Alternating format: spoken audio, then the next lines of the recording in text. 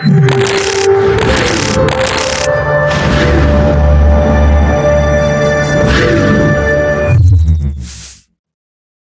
our previous class, we discussed the topic of the skeletal system.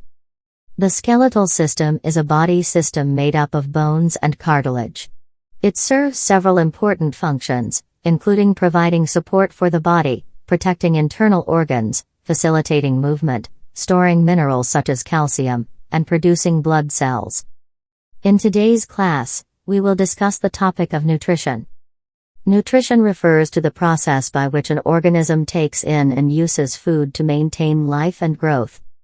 It encompasses the study of how the body uses nutrients from food and how these nutrients affect overall health. Nutrition also involves understanding the relationship between diet, disease, and health. 6 essential nutrient categories: carbohydrates, proteins, fats, vitamins, minerals, water. Various uses of food. Energy production. The primary use of food in the body is to provide energy. The nutrients in food are broken down into simple sugars, which are used by the body to produce ATP, adenosine triphosphate, the primary source of energy for the body's cells. Building and repairing tissues. Proteins from food are used by the body to build and repair tissues, such as muscles, bones, and skin. Maintaining fluid balance.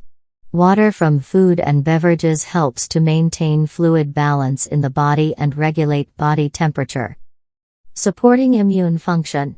Vitamins, minerals, and other nutrients from food play a role in supporting the immune system and protecting the body against disease.